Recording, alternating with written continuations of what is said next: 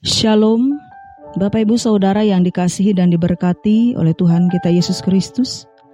Pada saat ini kembali kita bersama akan mendengarkan akan firman Tuhan melewati kitab Hosea pasal 5 ayat yang pertama hingga ayat yang ke-14. Namun sebelumnya Bapak Ibu Saudara, kita bersatu di dalam doa.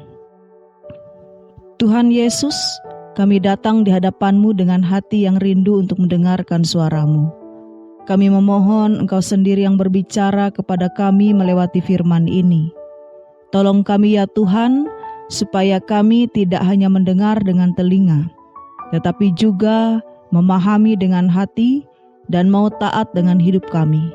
Kiranya firman yang akan kami renungkan pada saat ini dapat menjadi pelita bagi jalan kami dan menuntun kami kembali ke jalan yang benar, bila selama ini kami menyimpang. Urapilah hamba-Mu yang akan menyampaikan suara firman-Mu pada saat ini, dan urapilah juga setiap kami yang akan mendengarkannya, supaya nama-Mu saja yang ditinggikan dan hidup kami akan diubahkan. Di dalam nama Tuhan Yesus Kristus kami berdoa dan mempersiapkan diri kami. Amin. Hosea pasal 5 ayat yang pertama hingga ayat yang ke-14 diberi judul bagi kita, pertolongan yang sia-sia. Bapak Ibu Saudara-saudari yang dikasihi di dalam Tuhan, pernahkah kita di tempat ini mencari pertolongan, tapi ternyata pertolongan itu justru tidak menyelesaikan masalah, bahkan malah memperparah keadaan? Pada saat ini kita boleh bersama mendengar melewati bangsa Israel di dalam kitab Hosea yang juga mengalami hal demikian. Mereka mencari pertolongan bukan kepada Tuhan tetapi kepada kekuatan manusia, kekuasaan politik, bahkan kepada musuh mereka sendiri. Dan semuanya itu berakhir dengan sia-sia.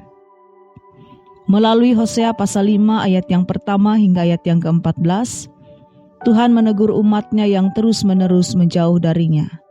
Padahal hanya Dialah satu-satunya sumber pertolongan yang sejati. Hari ini kita bersama belajar, mengapa pertolongan manusia itu bisa sia-sia? Apa akibatnya bila kita mengabaikan Tuhan? Dan bagaimana seharusnya kita bersikap dalam menghadapi kesulitan? Pada bagian yang pertama melewati ayat yang pertama hingga ayat yang keempat, Tuhan menyatakan kesalahan umat-Nya. Kita boleh melihat pada ayat yang pertama, dengarlah ini hai imam-imam, perhatikanlah hai kaum Israel, pasanglah telinga hai kaum istana raja, sebab kamu menjadi jerat di Mispa dan jaring yang terbentang di Tabor. Tuhan menyebut 3 kelompok besar, yakni imam, kaum Israel, dan kaum istana raja. Artinya semua lapisan masyarakat bertanggung jawab atas keadaan rohani bangsa ini, mulai dari pemimpin agama, rakyat biasa, hingga pemerintah. Dan di ayat yang kedua hingga ayat yang keempat, Tuhan menyebut bahwa mereka telah menyimpang terlalu jauh. Mereka tidak lagi mencari Tuhan, bahkan tidak mengenalnya lagi, karena mereka telah berbalik dari Allah dan menyembah berhala. Tuhan kecewa karena mereka lebih percaya kepada hal-hal duniawi daripada kepadanya. Dan ini jadi peringatan bagi kita. Pertanyaan refleksi bagi kita semua. Apakah saat ini ketika kita merasa susah, kita lebih dulu mencari Tuhan atau langsung mencari bantuan orang lain? Pinjaman, kenalan, atau kekuasaan. Ketika kita tidak mengenal Tuhan secara pribadi, kita mudah sekali mencari pertolongan ke arah yang salah. Dan pada bagian yang kedua melewati ayat yang kelima hingga ayat yang ke-7, pertobatan palsu dan pertolongan yang sia-sia.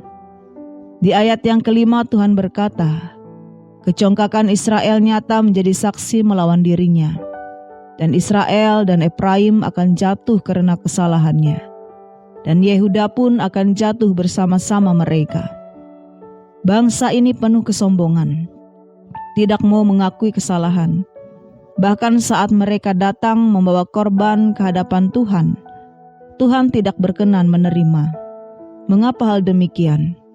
Karena itu hanya formalitas, bukan dari hati yang sungguh-sungguh bertobat. Mereka ingin Tuhan menolong, tapi tidak mau hidup benar di hadapannya. Tuhan tahu motivasi hati. Ia tahu ketika kita datang hanya karena ingin berkat, bukan karena ingin hidup taat. Dan Tuhan menyatakan dengan tegas, melewati ayat yang ke-6, Ia telah menarik diri dari mereka. Pertolongan Tuhan tidak akan datang kalau kita terus menyimpang dalam dosa.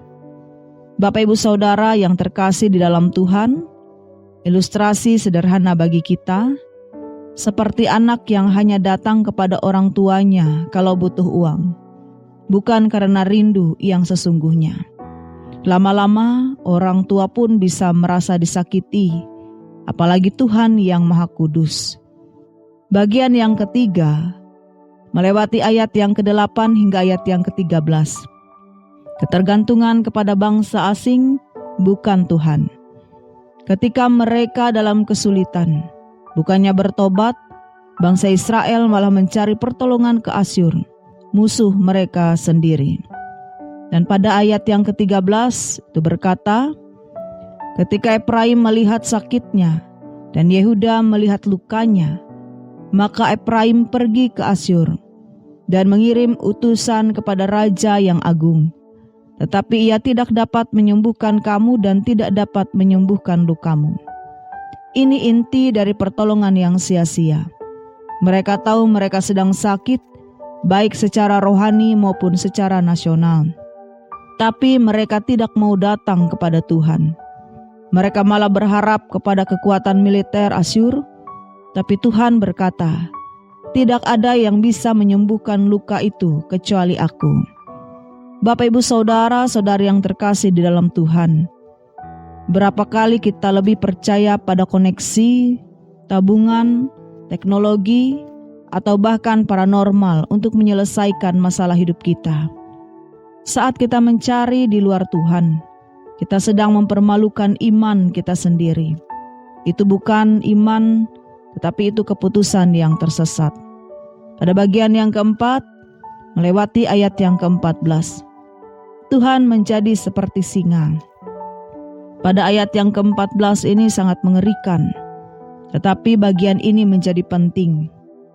Sebab Aku ini seperti singa bagi Efraim, dan seperti singa muda bagi kaum Yehuda. Aku sendiri akan menerkam dan pergi. Aku akan membawa lari dan tidak ada yang melepaskan.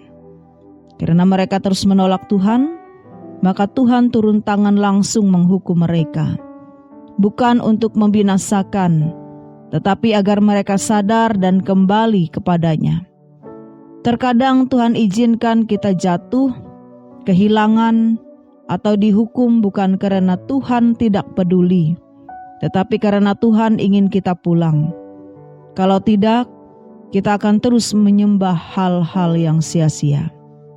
Maka dari itu Bapak Ibu Saudara, bagaimana firman ini memberikan sebuah kesimpulan bagi kita. Pulanglah, Tuhan masih menunggu. Saudara-saudari, pertolongan dunia bisa tampak menjanjikan, tapi semua itu sementara dan terbatas. Tuhan adalah satu-satunya pertolongan yang tidak pernah gagal. Tapi untuk mengalami pertolongannya, kita harus datang dengan hati yang bertobat dan percaya. Mari kita periksa hidup kita hari ini. Apakah kita masih menyimpan dosa yang belum kita serahkan? Apakah kita lebih mengandalkan manusia daripada Tuhan? Kalau ya, saatnya kita berbalik dan pulang. Datang dengan hati yang hancur dan rendah, dan Tuhan tidak pernah menolak hati yang tulus. Amin. Mari Bapak Ibu Saudara, kembali kita bersatu di dalam doa. Ya Tuhan, terima kasih karena Engkau mengasihi kami bahkan saat ini, dikala kami sedang menyimpang.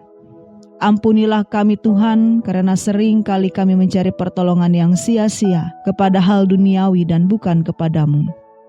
Hari ini kami belajar dari bangsa Israel, agar kami tidak mengulangi kesalahan yang sama. Tolong kami ya Roh Kudus, agar kami punya hati yang lembut, mau bertobat dan sungguh-sungguh percaya hanya kepada Engkau. Engkau adalah sumber pertolongan yang sejati, baik dalam krisis ekonomi, keluarga, kesehatan maupun pelayanan. Kami kembali kepadamu hari ini, maka dari itu pulihkanlah kami. Di dalam nama Tuhan Yesus Kristus, Sang Juru Selamat dan Penolong hidup kami yang setia, kami berdoa. Amin.